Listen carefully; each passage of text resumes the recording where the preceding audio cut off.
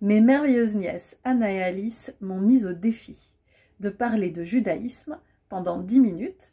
Donc dans ces 10 minutes, l'idée c'est que je vous raconte des choses pour un petit peu remettre en place ce qu'est en réalité le judaïsme, ce qu'est la Bible, enlever un peu toutes les erreurs qui s'attachent à ces deux notions, et on les débunk. C'est pour ça que la série s'appelle Debunkible.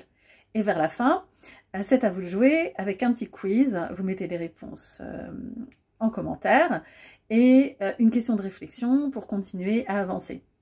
Et cette série de vidéos, elle commence aujourd'hui devant un paysage merveilleux que vous voyez ici, parce que le cadre, ça compte. C'est un paysage de mer, vous entendez peut-être les vagues, peut-être que vous entendez le vent, ou peut-être que vous sentez les embruns. Et si c'est le cas, eh bien c'est un tour de votre imagination, parce que, comme vous le savez, nous sommes dans une vidéo, et non seulement ça, mais vous l'avez deviné également, ceci n'est pas une fenêtre. C'est un cadre dans un autre sens, puisque c'est vraiment un cadre, juste un cadre de photo. Là, vous voyez, j'ai enlevé la photo, tout d'un coup, cette image est différente, on l'aperçoit autrement, et de la même façon, en fonction des histoires qu'on vous a racontées sur ce qui est censé être la Bible, ou ce qui est censé être le judaïsme, vous en avez une certaine perception, et comme souvent, il y a beaucoup de choses qui sont un petit peu du n'importe quoi, ça vaut la peine de reprendre tout ça, d'où notre série Debunkible. Donc, quelques débunkages sur la Bible et sur un personnage de la Bible spécialement aujourd'hui, qui est le premier personnage féminin de la Bible, qui est Ève. Ève, la pécheresse qui a entraîné l'humanité dans l'infamie, ou Ève, la femme pleine d'intelligence et de perspicacité, qui a pris une décision importante et qui a su la faire appliquer.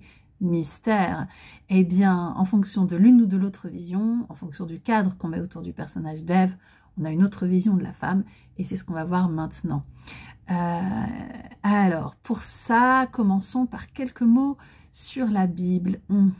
La Bible, ce livre le plus lu au monde, paraît-il, et le plus édité, traduit infiniment. Ce livre qui est en réalité toute une bibliothèque, et ça vaudrait la peine d'en parler dans une autre vidéo, ce livre auquel peut-être, quand vous entendez ce mot, vous vous dites on est censé croire en la Bible, ou peut-être que vous vous dites les religions croient en la Bible, ou les religions monothéistes, c'est-à-dire le judaïsme, le christianisme et l'islam croient en la Bible. Alors est-ce que c'est possible de croire en la Bible? La réponse est assez claire, et c'est non. Peut-être ça va vous surprendre, peut-être ça va vous sembler très étrange. Et par ailleurs, aucune de ces trois grandes traditions ne croit en la Bible. Alors, premièrement, pourquoi on ne peut pas croire en la Bible? C'est parce qu'on ne sait pas en quelle partie de la Bible il faudrait croire. Comme je l'ai dit, c'est une bibliothèque, il y a plein de choses très différentes. Et rien que pour l'histoire d'Ève, qu'on va raconter dans un instant, il y a deux histoires. Et donc, est-ce qu'il faut croire que Dieu a dit qu'il faut manger tous les arbres du jardin d'Éden, comme dans le premier chapitre? Ou est-ce qu'il faut croire que Dieu a dit qu'il faut manger de tous les arbres du jardin d'Éden? Ça en est toujours pareil. Sauf du fruit de l'arbre de la connaissance du bien et du mal, comme dans le deuxième chapitre. Donc, si on vous dit croyez en la Bible, ben, il faut demander au premier chapitre ou au deuxième chapitre. Et c'est pour ça, j'anticipe un tout petit peu, que il faut décider soi-même comment on voit la Bible, et c'est ce que fait le judaïsme rabbinique. On va revenir sur ce que c'est dans un instant. Donc, s'il fallait croire dans la Bible, on serait bien embêté parce qu'on ne saurait pas en quelle partie de la Bible croire, mais ça tombe bien, dirais-je, puisque personne ne croit en la Bible. Donc, le monde chrétien considère que la Bible juive, la Bible hébraïque, c'est l'Ancien Testament, que donc c'est dépassé, c'est ancien, et ça a été remplacé par la vision de Jésus, des apôtres, etc. Donc, les chrétiens ne croient pas en la Bible hébraïque. Les musulmans, bien sûr, ne croient pas en la Bible hébraïque. Ils disent parfois qu'ils respectent l'ensemble des autres traditions qui les ont précédées, qu'ils respectent Moïse, qu'ils respectent Jésus, que donc ils sont extrêmement respectueux, mais néanmoins, leur livre de référence, c'est pas la Bible, c'est le Coran, qui est meilleur que la Bible à leurs yeux, évidemment, sinon ils ne se référeraient pas au Coran et ils ne seraient pas musulmans. Ils ont tout à fait le droit de le faire, mais faut être bien clair, eux non plus ne croient pas dans la Bible hébraïque. Alors les Hébreux, les descendants des Hébreux, les Juifs sont censés croire en la Bible peut-être. Est-ce que les Juives et les Juifs sont censés croire en la Bible? eh bien c'est là que vous allez peut-être être aussi surpris que tout à l'heure, parce que la réponse est non. Donc revenons sur la Bible. La Bible, elle a pu être écrite, on ne sait pas trop quand en réalité, mais les histoires de la Bible, elles peuvent dater de moins 1000, moins 1500 peut-être, à peut-être racontées oralement, et elles ont pu être écrites peut-être jusqu'au moins 1er siècle, mais le judaïsme lui-même, tel qu'on le connaît aujourd'hui, il naît entre moins 100 et plus 500, donc bien après. Et il est créé par des grandes personnalités qu'on appelle des rabbins. C'est les rabbins de l'époque qui n'ont pas la même définition que les rabbins d'aujourd'hui, c'est deux choses très différentes. Et ces personnalités, elles réinterprètent la Bible, et surtout elles créent un ouvrage qui n'a rien à voir avec la Bible, construit totalement différemment, qui est totalement central dans le judaïsme, qui est la Mishnah. Donc eux non plus ne croient pas en la Bible et ne l'acceptent pas telle qu'elle.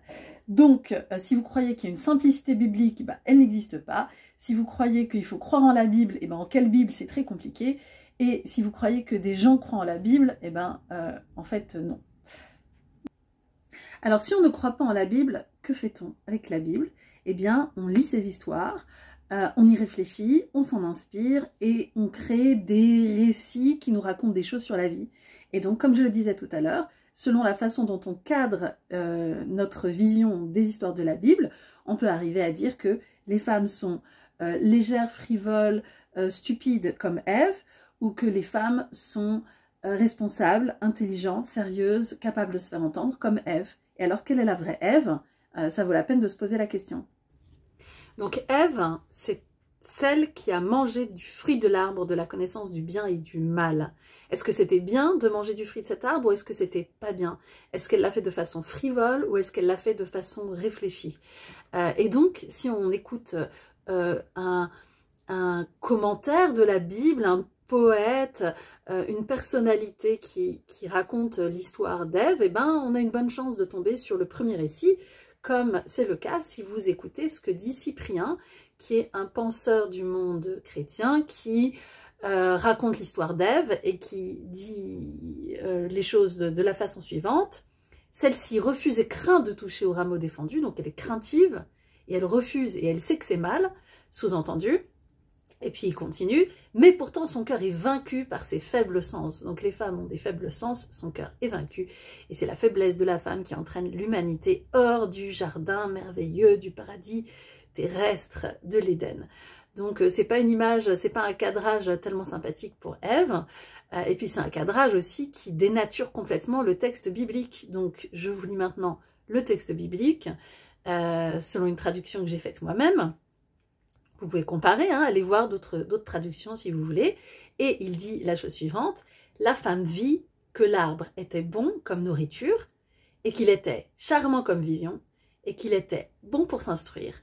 Et elle prit de son fruit et en mangea, et elle en donna aussi à son homme avec elle, et il mangea.